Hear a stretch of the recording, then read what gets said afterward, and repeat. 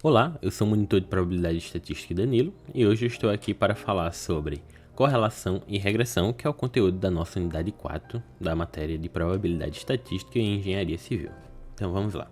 Bem, então para início de conversa a gente precisa saber primeiro o que é análise de correlação, né? O que é a correlação de fato. Pegando duas variáveis x e y, nós dizemos que elas estão correlacionadas se a mudança dos valores de x alterarem os valores de y, ou seja, nós temos que uma afeta a outra, basicamente.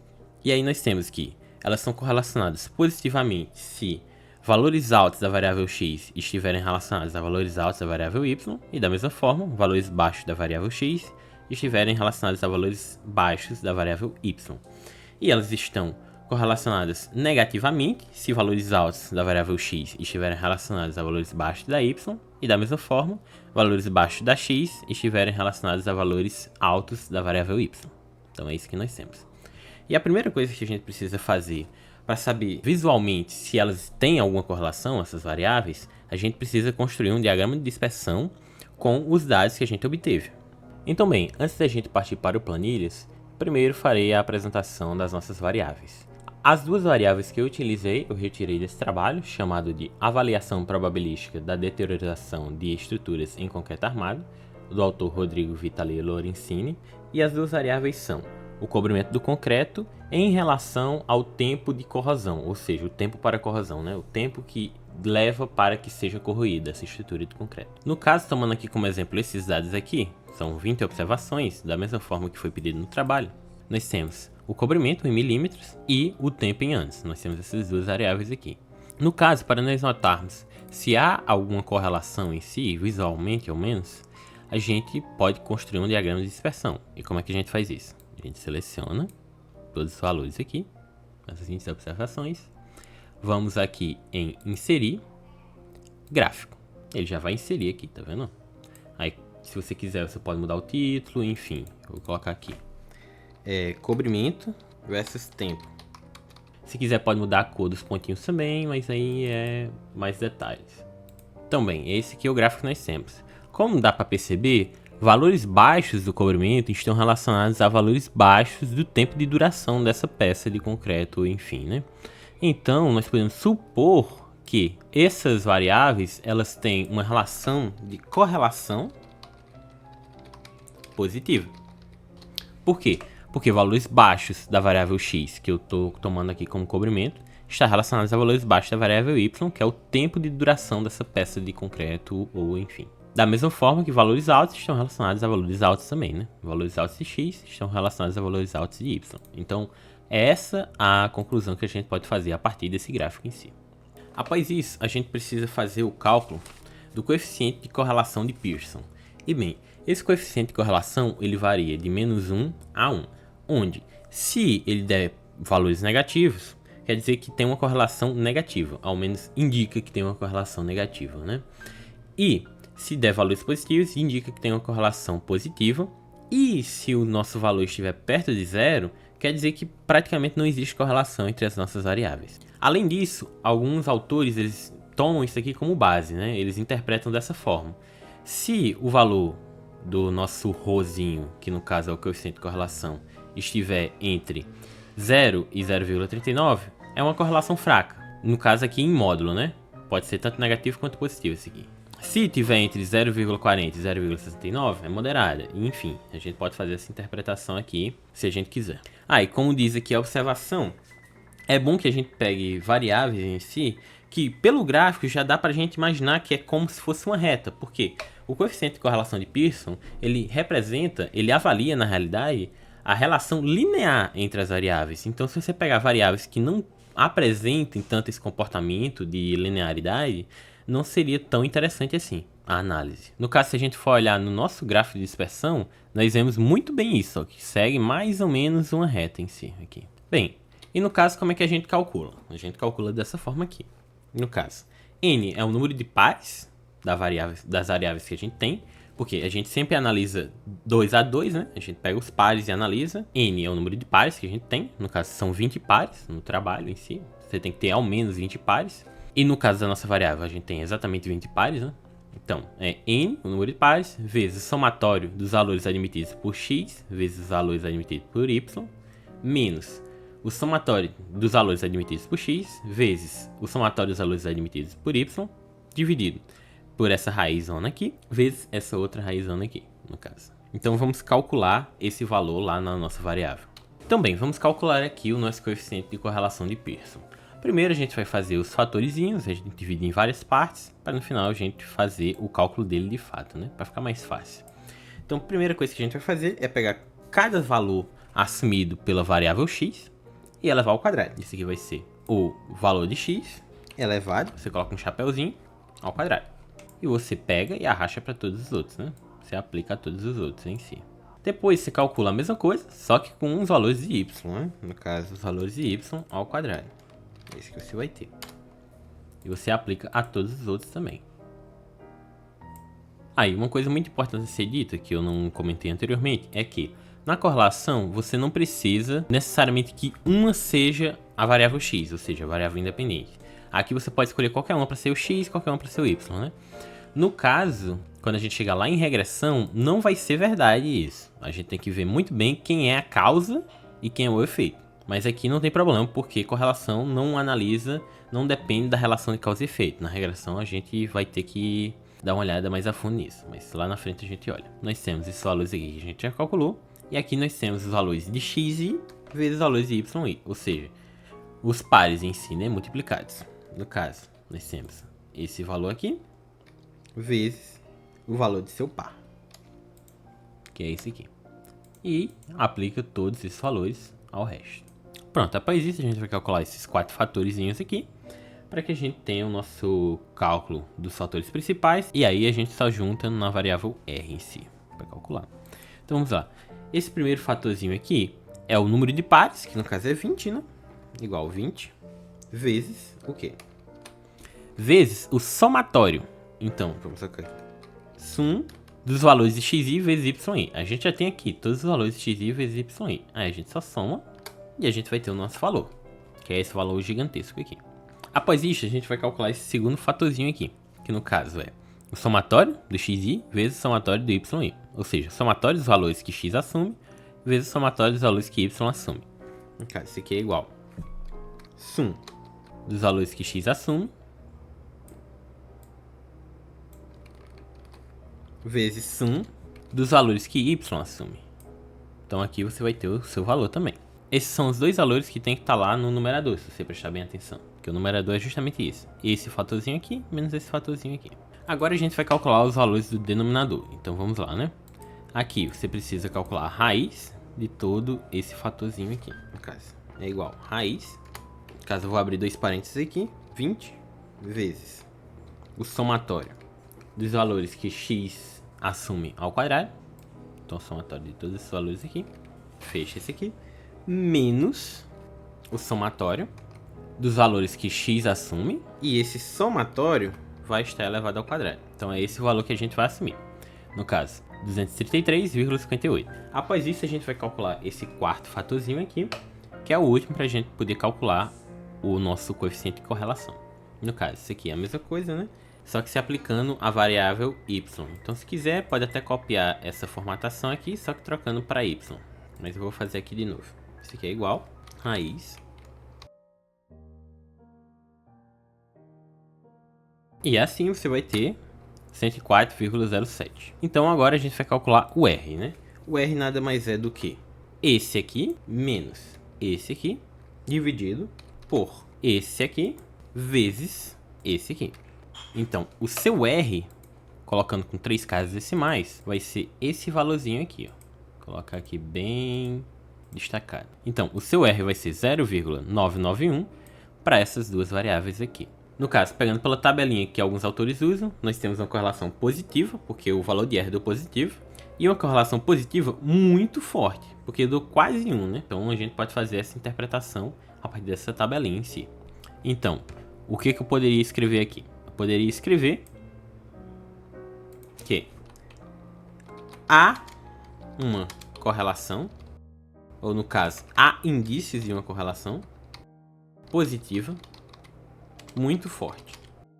É isso que a gente poderia concluir a partir disso aqui. Após o cálculo do coeficiente de correlação de Pearson, a gente tem que fazer um teste de inferência sobre Rosinho, que no caso é a nossa correlação populacional, né? E a gente vai fazer o teste da correlação populacional utilizando a correlação amostral, que no caso é o próprio Rzinho que a gente calculou anteriormente. No caso, a gente pode fazer essa hipótese aqui, né? Esse teste de hipótese. H0 seria onde a nossa correlação é igual a zero, ou seja, elas não são correlacionadas, x e y. E H1 seria com a correlação populacional diferente de zero, ou seja, elas são correlacionadas, x e y. A nossa estatística de teste seria T0, a gente usaria a tabela T, né? Onde o R faz parte dela, tá vendo? A gente teria que fazer esse cálculozinho aqui. Entretanto, todavia, se pelo gráfico de dispersão e pelo valor de R você já perceber que ela tem uma correlação positiva ou negativa, na H1 você pode utilizar só maior ou só menor, né? No caso, como a gente viu que a nossa tem indícios de uma correlação positiva muito forte, no teste de hipótese eu vou utilizar esse H1 aqui como sendo ρ maior do que zero, ou seja, as variáveis têm uma correlação positiva. No caso, vindo para cá, nós vamos utilizar essa hipótese aqui, ó, tá vendo? Ρ maior do que zero, e com esse teste de hipótese aqui. No caso, o nosso T0 ele vai ser igual o valor de R que a gente calculou, vezes a raiz de nzão menos 2. N é o número de pares, que a gente tem que é 20, menos 2, 18. E isso aqui dividido por a raiz de 1 menos o nosso R elevado ao quadrado. Aí a gente fecha tudo. E o nosso T deu esse valor aqui. No caso, ele é 31,473. E agora a gente vai ver o nosso T tabelado. O nosso T tabelado, se fosse bilateral, seria T de alfa sobre 2. Ou seja, metade do nível de significância com n menos 2 graus de liberdade. Entretanto, como a gente está utilizando um teste unilateral, aqui vai ser o T de alfa só, nzinho menos 2. No caso, se você for olhar aí na tabela, você vai ver que na linha dos índices de significância, você vai pegar o alfa, que o alfa no caso a gente vai utilizar como sendo 1%. Deixa eu até colocar aqui, ó. O alfa é igual a 1%. Então a gente vai pegar lá o alfa de 1%. E no número de graus de liberdade a gente vai pegar 18, né? Porque é nzinho menos 2. No caso, se a gente for olhar o nosso T tabelado, nada mais é do que 2,552. Esse é o nosso T tabelado. A partir disso, o que a gente pode concluir? Como T0 é maior do que o T tabelado, quer dizer que a gente rejeita H0. Logo, a gente pode concluir que há indícios de que x e y estão correlacionadas positivamente. Então é essa a conclusão que a gente pode fazer a partir dessa nossa análise. Então, de correlação, é essa análise que a gente tem que fazer sempre. A gente sempre vai fazer o quê? A gente vai ver o diagrama de dispersão, identificar se tem uma correlação positiva ou negativa, ao menos graficamente. Aí a gente vai ver o coeficiente de correlação de Pearson. Depois a gente calcular o coeficiente de correlação de Pearson. A gente vai utilizar essa tabelinha aqui, ao menos para ter uma base, se é uma correlação fraca, moderada, forte ou muito forte. Não necessariamente precisa utilizar ela, mas seria um bom incremento no seu trabalho em si. E depois disso você vai fazer o teste de hipótese, a inferência sobre o rosinho, que no caso é a sua correlação populacional, para você ver se há indícios de que elas são correlacionadas ou não. E bem, após falar do que é a correlação e como é feito todo o processo de cálculo, agora a gente vai discutir sobre regressão linear simples. A principal diferença da regressão linear simples para a correlação é que, enquanto na correlação você simplesmente vai verificar se há uma relação linear entre as variáveis, aqui a gente vai estabelecer um modelo matemático para que a gente possa prever os resultados. E como a gente vai estabelecer um modelo matemático para prever os resultados, a gente vai até criar uma equação de regressão e tal, a gente precisa fixar quem é nossa variável dependente e quem é independente. Ou seja, aqui nós precisamos da ideia de causa e efeito. Primeiro, a gente vai desenvolver a equação de regressão. Como nós estamos trabalhando com valores amostrais para prever os valores populacionais, a gente vai utilizar essa equaçãozinha aqui, ó, que no caso é isso aqui. A gente vai desenvolver essa equação para que a gente possa prever os nossos resultados. Essa equação, que é o y-chapéu, é igual a mais bx. O nosso b é calculado dessa forma aqui. O número de pares vezes o somatório de x e y, menos o somatório de xi, vezes o somatório de yi, sobre esses valores aqui. E o A ele vai depender do valor do B. Então é isso aqui que a gente vai calcular lá no nosso planilhas. No caso, para a gente calcular os nossos coeficientes para a equação de regressão, a gente precisa do xi ao quadrado, igual a gente fez anteriormente. Então a gente vai pegar cada valor de x da variável x e elevar ao quadrado, e aplicar todos os outros aqui, ó. A gente vai precisar do somatório desse x ao quadrado, então eu vou deixar aqui. Da mesma forma que a gente vai precisar do somatório do yi e do xi, então eu também deixei aqui os somatórios em si. A multiplicação do xi vezes yi. Vou fazer aqui. A multiplicação dos valores, né, dos pares. E a mesma coisa aqui pro final. No caso, eu vou pegar o somatório desses valores aqui. E a gente também vai precisar. E aí, a gente quer esse valor aqui, que no caso é o somatório dos valores de x vezes o somatório dos valores de y. Esse aqui, no caso, é esse somatório aqui, né, vezes esse somatório aqui. Após isso, a gente vai calcular o coeficiente b. Como é que calcula o coeficiente b? Esse coeficiente nada mais é do que, vamos abrir parênteses, ele é igual o número de pares, 20, vezes o somatório do x e y, que a gente tem aqui, ó, esse valor, menos o valor que a gente calculou aqui em cima, que no caso é o somatório de x e vezes o somatório de y, que a gente fez, e divide por 20 vezes o somatório de x ao quadrado. No caso, a gente tem esse x ao quadrado aqui, o somatório, e isso aqui menos esse x aqui, ó, a gente pega o somatório dele e eleva ao quadrado. Fechando isso aqui, a gente vai ter o nosso coeficiente b, que é bom a gente utilizar com 3 casas decimais para ficar bem organizadinho. No caso, nosso coeficiente b seria 0,442. Após isso, a gente vai calcular o coeficiente a, né? Já que o coeficiente a depende do coeficiente b. Então, ele é igual o somatório dos valores de y, no caso, esse somatório aqui, que a gente já tem, menos o valor de b, que a gente calculou, vezes o somatório de x e tudo isso dividido pelo número de pares que a gente tem, que no caso é 20. Então, nosso coeficiente a, colocando com 3 casas decimais também, é menos 10,041. Após obtidos os nossos coeficientes, a nossa equação de regressão é nada mais nada menos do que y chapéu. Aqui não dá para colocar o chapéu, mas é o y chapéu em si. Eu vou colocar aqui escrito, né, y chapéu, só para deixar claro mesmo. A y chapéu é igual a 0,442x, né, menos 10,041. Então essa é a nossa equação de regressão. E assim a gente consegue prever quais são os valores do tempo para cada cobrimento, por exemplo, nesse caso. E uma observação é que, mesmo que você construa essa equação aqui, dá também para você conferir ela pelo próprio gráfico de dispersão. No caso, vamos criar um gráfico de dispersão aqui para mostrar. No caso, pegando aqui as duas linhas, inserir, gráfico. Aí nós temos o nosso gráfico aqui, ó. Colocar aqui. Dá pra gente colocar a equação, essa equação aqui, dentro do próprio gráfico. No caso, a gente vem aqui em série, ó, e marca essa caixinha aqui, linhas de tendência. Aí já vai aparecer aqui, ó, a equação que a gente tem. No caso, dá pra você vir em marcador aqui também e marcar usar equação. E ela já vai aparecer aqui, ó. Ele calcula também. Ele só aparece assim, ele não aparece com casas decimais em si. Então você pode simplesmente vir aqui, dar 2 cliques em cima e modificar esse valor, né? No caso, você pode colocar 0,41 para exibir. Ele vai aparecer dessa forma aqui. Nós temos a nossa linha de tendência. E é recomendável que, quando estiverem fazendo lá o trabalho e tal, o artigozinho bonitinho, eu recomendo até fazer em artigo realmente, você coloque depois a equação de regressão, que você tem que colocar, esse gráficozinho assim, ó. Você coloca um gráfico parecido com a sua equação de regressão a partir dos seus dados que você vai ter. Então, bem, após isso, a gente vai verificar o quão precisa é essa equação, porque tá, a gente construiu a equação, mas a gente não sabe o quão bem ela representa os dados. No sentido de, você coloca um valor de x e ele dá um valor realmente muito preciso de y, realmente. No caso, aproximado ao y populacional que você tem, né? No caso, para a gente verificar se nossa equação está realmente bem ajustada ao nosso modelo, a gente pode utilizar o desvio padrão dos resíduos ou o coeficiente de determinação. Eu vou fazer os dois aqui.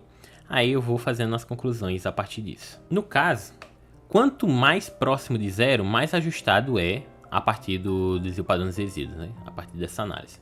Se você calcular o desvio padrão dos resíduos, quanto menor é esse desvio padrão dos resíduos, quanto mais próximo de zero, mais ajustada é a sua equação de regressão. Então vamos calcular isso aqui. Então vamos prosseguir. No caso, a gente precisa dos valores do y chapéu.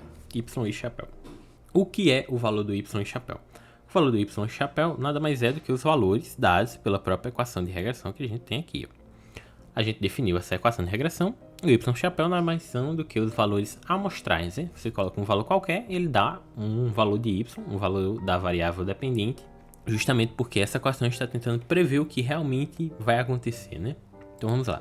O valor do y chapéu nada mais é do que você aplicar a fórmula. Então nós temos 0,442 442, que é o valor de B, vezes o valor de X, que tem aqui.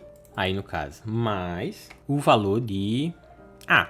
Só que no caso, A é negativo, então eu vou colocar menos aqui, vírgula 0,41. Foi exatamente o que a gente achou aqui na equação de regressão. Eu estou apenas aplicando ela. Aí a gente vai encontrar valores amostrais para todos. E aqui nós temos os nossos cálculos. Após isso, a gente vai achar o erro. O erro, se vocês lembrarem lá do início da terceira unidade, o erro nada mais é do que o parâmetro, o valor do parâmetro, menos o estimador. No caso, como é que a gente vai calcular o erro aqui então? Qual é o nosso parâmetro? O valor do y. Qual o nosso estimador? O y chapéu, que a gente utilizou a equação para chegar nesse resultado. Então vamos lá, né? Nós temos que o erro de cada par, ele vai ser parâmetro, y, menos estimador, y chapéu. Então a gente vai calcular o erro de todos os nossos pares. A gente também vai precisar do somatório desse erro, né? Porque a gente vai fazer o erro médio, então vamos fazer logo aqui o somatório. A gente tem esse somatório aqui. E no caso, calculando logo aqui o erro médio nada mais é do que esse somatório aqui dos erros, dividido pelo número de pares, que no caso é 20. Esse aqui é o nosso erro médio. E no caso, a parcela que a gente vai usar para calcular o desvio padrão dos resíduos de fato é o erro de cada par menos o erro médio ao quadrado. No caso, vamos fazer aqui, de cada um. Isso aqui vai ser igual o erro de cada par, no caso, esse aqui, menos o erro médio que a gente calculou, e esse valor todo ao quadrado. Então é isso aqui que a gente tem, e a gente vai calcular para todos os outros. Aí, só fazendo um adendo aqui, você tem que colocar o cifrão aqui, ó, no erro médio, para que ele não dê erro em si. Porque ele sempre vai fixar nesse valor. Se você pegar outro, vai estar no mesmo valor aqui, ó.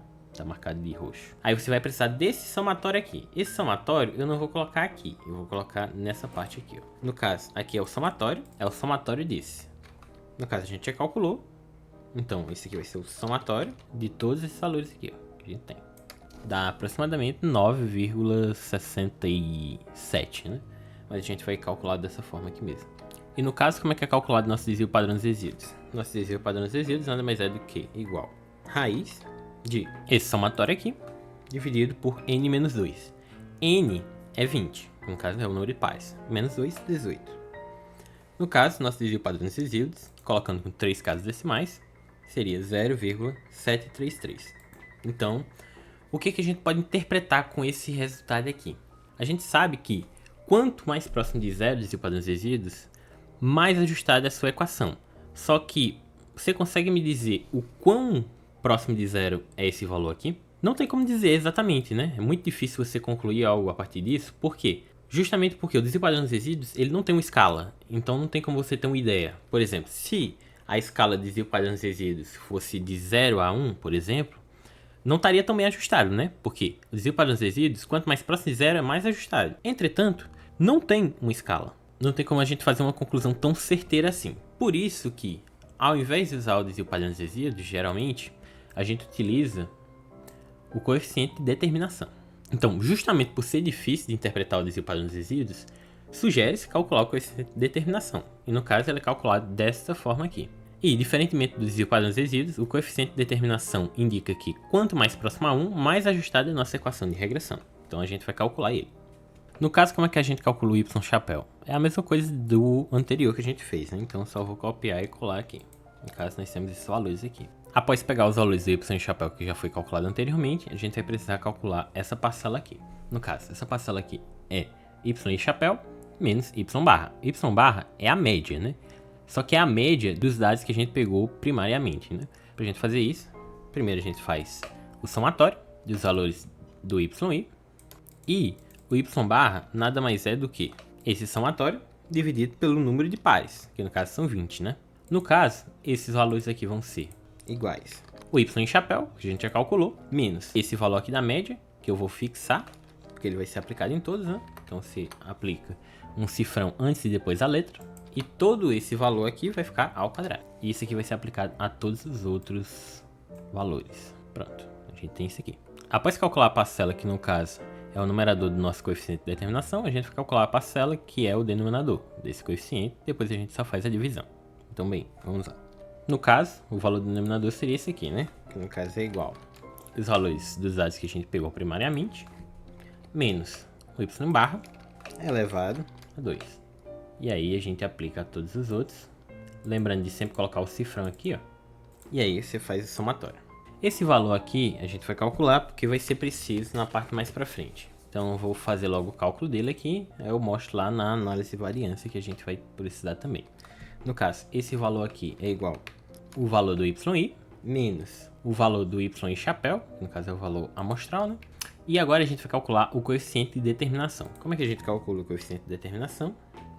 O coeficiente de determinação nada mais é do que esse somatório aqui, do YI chapéu menos o Y barra ao quadrado, dividido por esse somatório aqui, o YI menos Y barra ao quadrado. E o nosso valor do R é igual a 0,984. Como nós sabemos que o R vai de 0 a 1, esse valor que a gente calculou está muito mais próximo de 1 do que de 0, né? Logo, a gente pode concluir que nossa equação de regressão está muito bem ajustada. Ela representa muito bem nosso conjunto de dados. Após isso, a gente vai fazer uma análise de variância. Por quê? Tá, a gente construiu a equação de regressão, a gente viu que ela está muito bem ajustada. Mas a gente tem que saber se esses valores, essas variáveis, realmente têm relação uma com a outra, entende? Porque elas podem simplesmente ter essa equação, por algum motivo, só que elas não influenciam uma na outra de fato, é só coincidência. Por isso que a gente precisa fazer uma análise de variância para ver se elas realmente afetam uma na outra. No caso, a análise de variância é feita dessa forma aqui, onde a gente vai calcular. Primeiro, a gente precisa calcular o SQR, que no caso é o somatório de quadrados da regressão. Como é que é feito o somatório de quadrados da regressão? Ele é o somatório do YI chapéu, que a gente tem aqui, menos o Y barra ao quadrado, que é esse valor. Então a gente já tem ele aqui, ó. Ele é igual a este valor aqui, ó. Que a gente já calculou anteriormente, dessa coluna. Após isso, a gente precisa calcular o SQ-erro. O SQ-erro é o somatório de quadrado do erro, e ele é dado por somatório do YI menos YI chapéu ao quadrado. No caso, ele é essa parcela aqui que eu disse que não iríamos utilizar no coeficiente de determinação, mas iríamos usar mais para frente, né? Então, a gente vai utilizar ele exatamente na análise de variância. E o somatório de quadrados do total nada mais é do que o somatório de YI menos Y barra ao quadrado. No caso é igual a YI menos Y barra ao quadrado, que é esse valorzinho aqui. Aí nós temos os graus de liberdade. O grau de liberdade da regressão é 1, o do erro é n-2 e o do total é n-1. No caso, vamos substituir aqui esses valores, né? n-2, n é 20, menos 2 é 18. E o do total é n-1, que no caso é 19, né? Então esses são os nossos graus de liberdade. Agora a gente vai calcular o quadrado médio. O quadrado médio da regressão, ele é o SQR dividido pelos graus de liberdade da regressão, que é 1. Ou no caso, é ele mesmo, né? Agora, a gente vai calcular o quadrado médio do erro. O quadrado médio do erro, ele é igual à soma de quadrados do erro dividido pelos graus de liberdade, que no caso é 18. A gente vai ter esse valor aqui. Vou colocar aqui com 3 casas decimais cada um. Após isso, a gente vai calcular o quadrado médio do total. O quadrado médio total nada mais é do que a soma de quadrados do total dividido pelos graus de liberdade total. Vai dar esse valorzinho aqui. E para a gente calcular nossa estatística de teste, esse do total não importa em si, né? A gente calcula, mas ele não vai importar na nossa estatística de teste em si, no cálculo que a gente está fazendo dessa forma. No caso, nossa estatística de teste nada mais é do que o quadrado médio da regressão, que é esse valor que a gente calculou, dividido pelo quadrado médio do erro, que é esse aqui. E a gente vai ter esse valor aqui aproximado.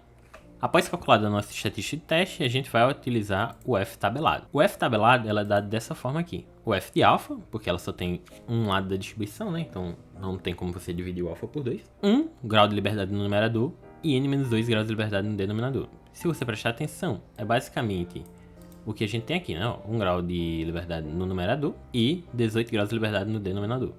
No caso, esse F aqui seria o F de 1%, 18. Então a gente vai utilizar esse valor aqui da tabela. O F de 1%, com 1 grau de liberdade no numerador e 18 graus de liberdade no denominador. Se a gente for olhar, esse F é referente a 8,29. Olhando aqui o valor da nossa estatística de teste e do F tabelado, nós vemos que o F da estatística de teste é maior do que o F tabelado. Logo, a gente rejeita a hipótese nula. E o que é H0? H0 é que o beta, que é o coeficiente lá, ele seja igual a 0, ou seja, x não influencia, e o H1 é que beta seja diferente de 0, ou seja, x influencia. Como a gente rejeita H0, quer dizer que há indícios, ou no caso, pode-se inferir que a variável x influencia a variável y. A gente pode inferir isso. Logo, o que a gente pode falar? A gente pode dizer que o cobrimento do concreto, há indícios que o cobrimento do concreto influencia sim no tempo de duração dessa estrutura, né? Sem ela corroer. No caso aqui no slide, é exatamente o que a gente fez anteriormente. A gente vai ver se influencia ou não. Aí H0, o beta é igual a 0, ou seja, o x não influencia. E H1, beta é igual a diferente de 0, ou seja, o x influencia. Como a gente rejeitou H0, a gente pode dizer que há indícios de que sim, o x influencia na variável y. Os valores de x influenciam na variável y, nos valores da variável. E é exatamente o cálculo que a gente fez aqui.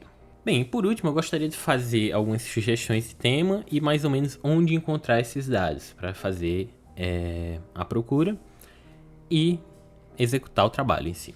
No caso, sugestões de temas são fator de alagamento, resistência concreta, diâmetro da tubulação e a perda de carga, né? Fazer essa verificação para ver a influência, a espessura da camada do asfalto e a vida útil do pavimento, a inclinação do canal e a vazão, o número de habitantes comparado ao número de edificações, é um tema bem interessante, e o tempo de cura e resistência do concreto.